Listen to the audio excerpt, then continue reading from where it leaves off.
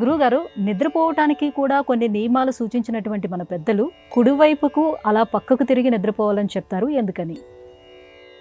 నిద్ర ఈ లోకం నుంచి మనల్ని వేరు చేస్తుంది. లోకంలో ఉండే ఆశలు, ఆశయాలు, కోరికలు, ఊహలు, అవసరాలు, రాజకీయాలు, ఆలోచనలు, బాధలు, కోపాలు, ఉక్రోషాలు, కడుపు మంటలు, ఆకలి ఇవన్నీ పెరిగే కొద్దీ నిద్ర రాదు. నిద్రా దరిద్రుడు అనే ఒక పాత్రను కూడా సంస్కృత సాహిత్యం మన ముందు తెలియజేస్తుంది.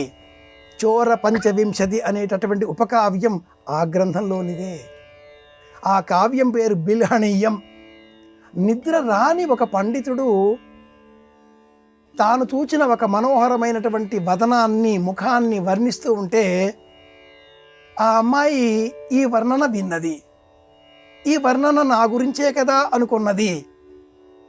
తెర తొలగించి చూసింది. అతి సుందరంగా ఉన్నాడు బిల్హణుడు. రమ్యమైనటువంటి కావ్యం బిల్హణీయం.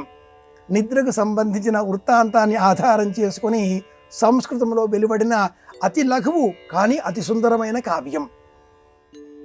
నిద్ర ఈ లోకంలో నుంచి మనల్ని దూరం చేస్తుంది. ఉన్న సంబంధాలన్నీ కూడా తొలగింపజేస్తుంది. మహామాయ అని ఆ నిద్రకే పేరు. అలాంటి నిద్ర మనకు రావాలి.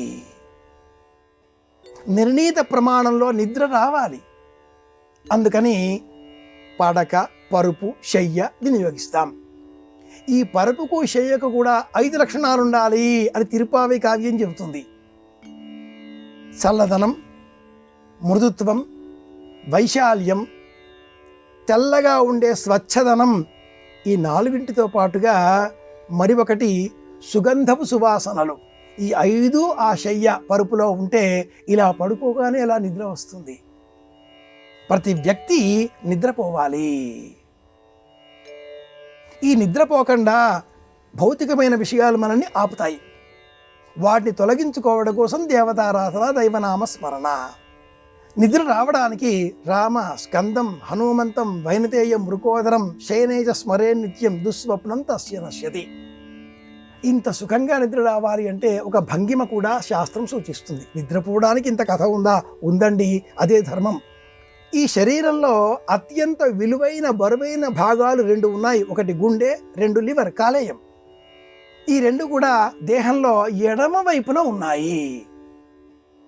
మనం నిద్రించే సమయంలో ఎడమ భాగాన్ని భూమిపైన త్రాకించి నిద్రపోయినట్లయితే బరువుగా ఈ శరీరం మొత్తం ఈ 2 భాగాలపైన పడడంతో నిద్ర పట్టదు, రోగం వచ్చేస్తుంది. అలాగే కుడి పక్కన తిరిగి పడుకుంటే శిరస్సు దక్షిణం వైపు ఉంటుంది, పాదాలు ఉత్తరం వైపు ఉంటాయి. మన ముఖం సూర్యోదయాన్ని చూడడానికి సంసిద్ధంగా ఉంటుంది. విలువైన భాగాలపైన బరువు, ఒత్తిడి లేకపోవడంతో శరీరం సేద తీర్చుకుంటుంది. మహామాయ రూపంలో నిద్ర ఆశ్రయిస్తుంది. ఇంతటి సైన్స్ తెలిసిన ప్రాచీనులు ధర్మశాస్త్రం పేరిట అయ్యా పడుకోండి, చరవాణిని కట్టి పెట్టేయండి, కాసేపైనా నిద్రపోండి.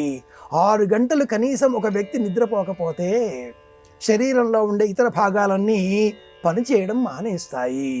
కనుక నిద్ర అవసరము అన్నారు. ఆ నిద్ర ఈ భంగిమలో నిద్రపోయినట్లయితే, కుడివైపు భాగాన్ని నేలకు ఆనించి నిద్రపోయినట్లయితే సూర్యోదయం కాకంటే పూర్వమే ఆ వెలుతురు కారణంగా మెలకువ వస్తుంది. ఆధారం శ్రీరామాయణంలో అయోధ్య నగరాన్ని విడిచిపెట్టిన అనంతరం గంగానదిని దాటేటటువంటి సందర్భంలో శృంగిబేరిపురం వద్ద రామచంద్రమూర్తి గడ్డినే పరుపుగా పరిచి సిద్ధం చేసిన ఆ పరుపు పైన కుడి చేతిని తల క్రింద పెట్టుకొని నిద్రించాడు.